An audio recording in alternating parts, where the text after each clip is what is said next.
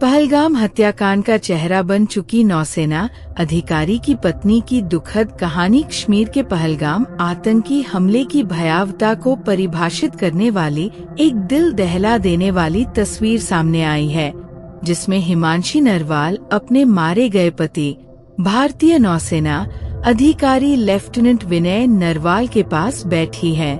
ये तस्वीर कश्मीर के पहलगाम आतंकी हमले की भयावहता को परिभाषित करती है।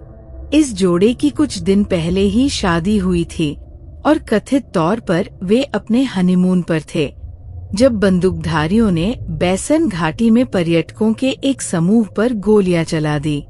वायरल तस्वीर में दिख रहे जोड़े की पहचान भारतीय नौसेना अधिकारी लेफ्टिनेंट विनय नरवाल और उनकी पत्नी हिमांशी के रूप में हुई है। दोनों की कुछ दिन पहले ही शादी हुई थी और वे अपने हनीमून पर थे। तस्वीर सौजन्य पहलगाम आतंकी हमले की भयावहता को परिभाषित करने वाली एक दिल दहला देने वाली तस्वीर सामने आई है। एक नवविवाहित महिला, जिसकी कलाइयों पर अभी भी चूड़ा, दुल्हन द्वारा पहनी जाने वाली लाल और सफेद चूड़ियां सजी हुई है, अपने पति के बेजान शरीर के पास चुपचाप बैठी है। मंगलवार को पहलगाम में एक पर्यटक स्थल पर आतंकवादियों ने गोलीबारी की, जिसमें 2 विदेशी नागरिकों सहित कम से कम 26 लोग मारे गए। मारे गए लोगों में से ज्यादातर भारत के अलग अलग हिस्सों से आए पर्यटक थे, जो अपने परिवार और बच्चों के साथ यात्रा कर रहे थे।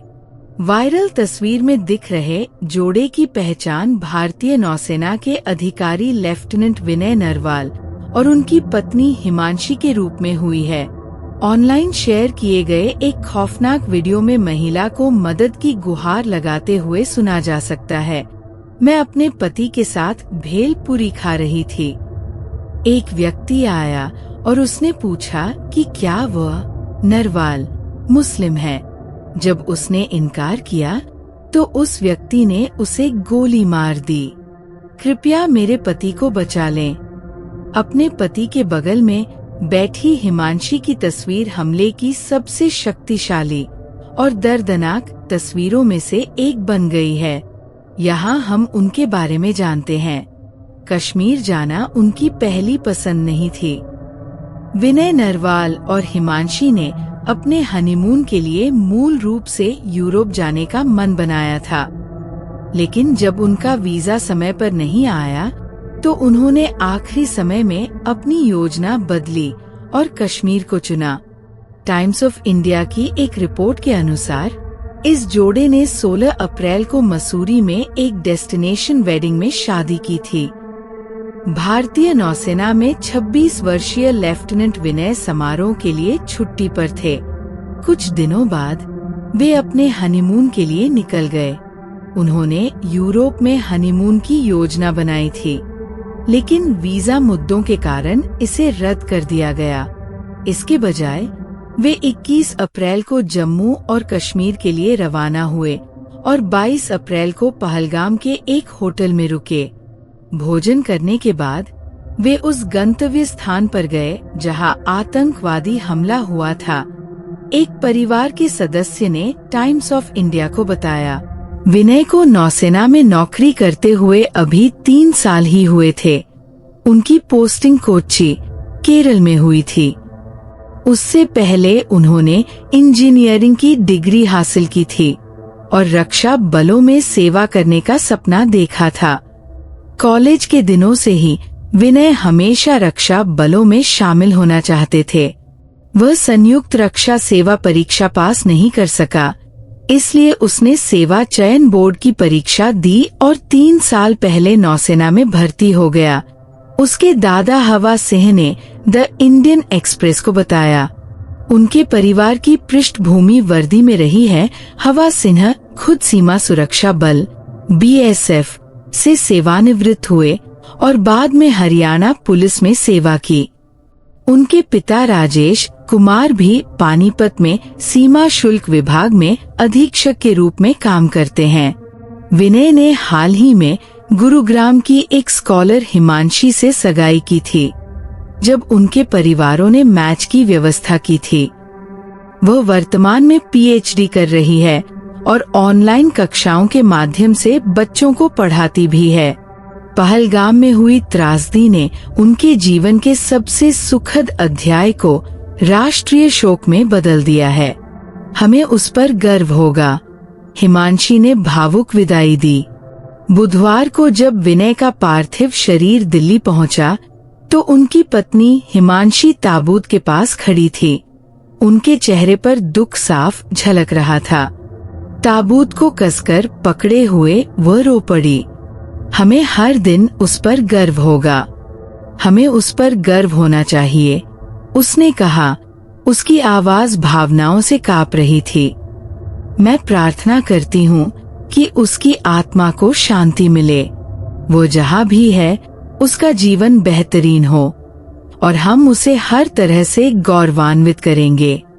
ये उसकी वजह से है कि हम अभी भी जीवित हैं, हिमांशी ने कहा, ताबूत के सामने कई बार झुकते हुए, जिस पर विनय की नौसेना अधिकारी की टोपी रखी हुई थी। उसके परिवार के सदस्यों ने आखिरकार उसे वहां से निकलने में मदद की। एक शक्तिशाली क्षण में वह पीछे मुड़ी, अपने आंसू पोंछे, सीधी खड़ी हुई और अपने पति को अंतिम सलामी दी। जय हिंद, उसने दृढ़ता से कहा, जबकि नौसेना के अधिकारी और अन्य शोक संतप्त लोग चुपचाप देख रहे थे। इस बीच श्रद्धांजलि देने वालों का तांता लग गया।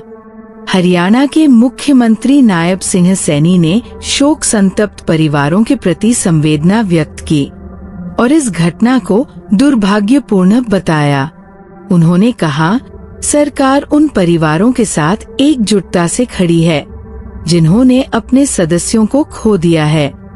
सैनी ने विनय के दादा हवा सिंह से भी वीडियो कॉल के जरिए बात की। करनाल के विधायक जगमोहन आनंद और असंध के विधायक योगेंद्र सिंह राणा समेत स्थानीय नेताओं ने परिवार से मिलकर उन्हें समर्थन दिया। एक बयान में भारतीय नौसेना ने भी अपनी श्रद्धांजलि अर्पित की। नौसेना के आधिकारिक बयान में कहा गया, एडमिरल दिनेश के त्रिपाठी, सीएनएस और भारतीय नौसेना के सभी कर्मचारी लेफ्टिनेंट विनय नरवाल की दुखद क्षति से स्तब्ध और बहुत दुखी हैं, जो पहलगाम में हुए नृशंस आतंकी हमले में मारे गए। हम इस अकल्पनीय दुख की घड़ी में उनके परिवार के प्रति अपनी हार्दिक संवेदना व्यक्त करते हैं। इसमें कहा गया, भारतीय नौसेना हिंसा के इस जघन्य कृत्य में अपनी जान गंवाने वाले अन्य सभी लोगों के साथ गंभीर एकजुटता में खड़ी है।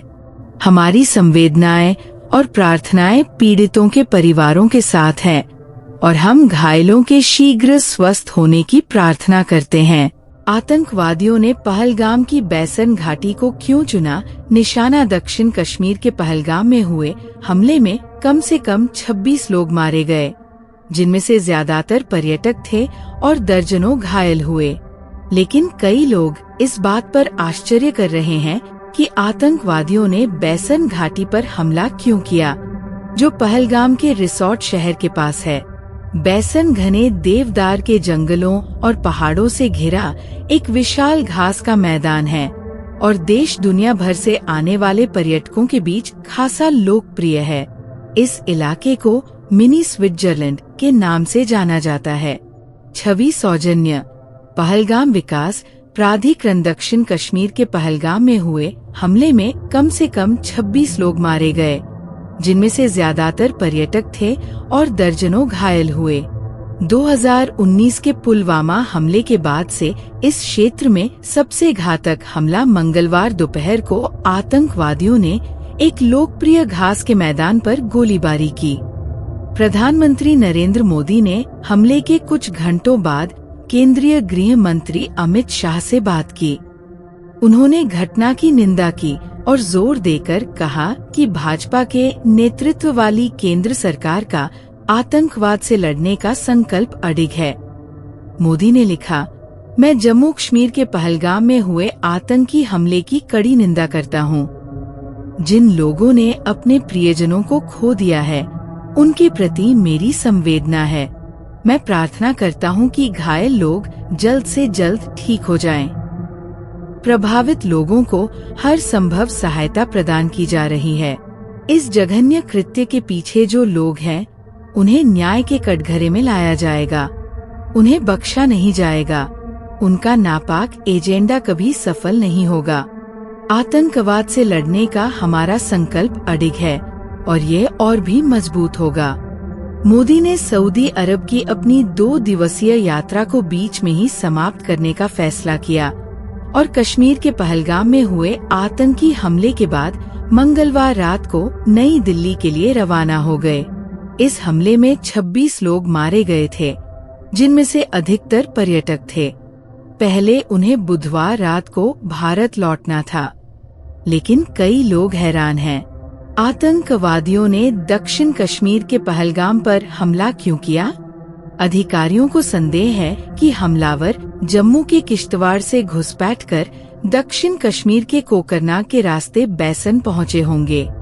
अब आइए इस क्षेत्र पर एक संक्षिप्त नजर डालते हैं।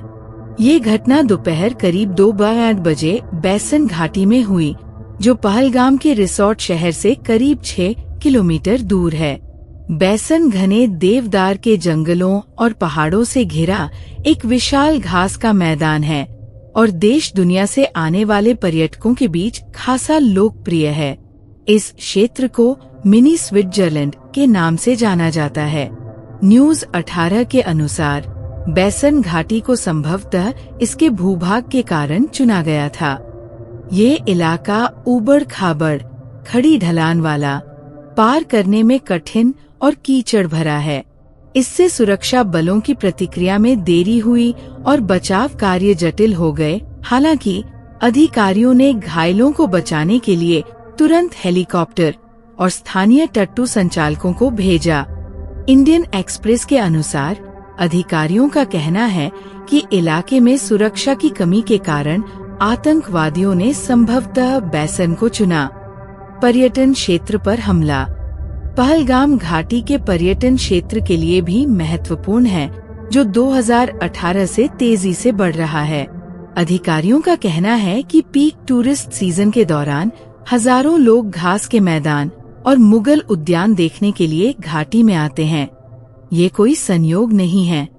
पहलगाम लगभग हर पर्यटक के लिए एक पड़ाव भी है।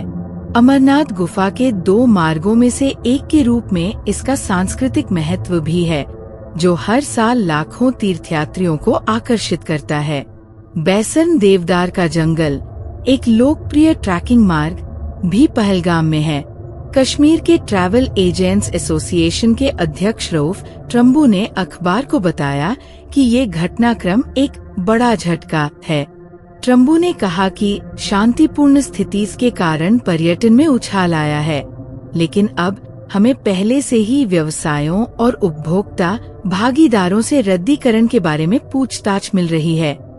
दक्षिण कश्मीर के दर्शनीय पहलगाम के पास आतंकवादी हमले के बाद शीनगर हवाई अड्डे के लिए परिवहन के लिए प्रतीक्षा करते हुए डल झील के किनारे अपने सामान के साथ बैठी एक पर्यटक 23 अप्रैल 2025। रॉयटर्स। केंद्र पिछले कुछ वर्षों से जम्मू और कश्मीर को एक पर्यटन स्थल के रूप में पेश करने के लिए हर संभव प्रयास कर रहा है। मार्च में उपराज्यपाल मनोज सिन्हा ने कहा कि पिछले 5 वर्षों में जम्मू और कश्मीर के सुरम्य स्थानों पर 350 से अधिक फिल्मों और वेब सीरीज की शूटिंग की गई है। पिछले 5 वर्षों में, विशेष रूप से 2021 में नई फिल्म नीति तैयार होने के बाद, जम्मू कश्मीर में 350 से अधिक फिल्मों और वेब श्रृंखलाओं की शूटिंग की गई। उपराज्यपाल ने कहा, जब शांति होती है तो इससे समग्र विकास और इस तरह के कार्यक्रम भी होते हैं। उन्होंने कहा, पिछले 5 वर्षों में शांति और विकास के हमारे प्रयासों ने जम्मू कश्मीर को हिंदी, क्षेत्रीय और विदेशी फिल्मों की शूटिंग के लिए और अधिक आकर्षक गंतव्य बना दिया है। एनआईए की टीम पहलगाम पहुंची। इस बीच बुधवार को एक महानिरीक्षक के नेतृत्व में राष्ट्रीय जांच एजेंसी (एनआईए) कि एक टीम जम्मू कश्मीर के आतंकवाद प्रभावित पहलगाम पहुंची। आतंकवादियों के एक समूह ने मंगलवार दोपहर को भोजनालयों के आसपास घूम रहे, टट्टू की सवारी कर रहे या अपने परिवारों के साथ शांत सुंदरता के लिए मिनी स्विट्जरलैंड कहे जाने वाले घास के मैदान में पिकनिक मना रहे पुरुष पर्यटकों की गोली मारकर हत्या कर दी। सुरक्षा एजेंसियों ने इस भीषण हमले में शामिल होने के संदिग्ध 3 लोगों के स्केच जारी किए हैं। अधिकारियों ने कहा कि तीनों की पहचान पाकिस्तानी के रूप में की गई है, जिनके नाम आसिफ फौजी, सुलेमान शाह और अबू तलहा है। उन्होंने कहा कि हमलावरों के बारे में बचे लोगों द्वारा बताए गए विवरण की मदद से स्केच तैयार किए गए थे। पाकिस्तान स्थित आतंकवादी समूह लश्कर-ए-तैयबा ने हमले की जिम्मेदारी ली है।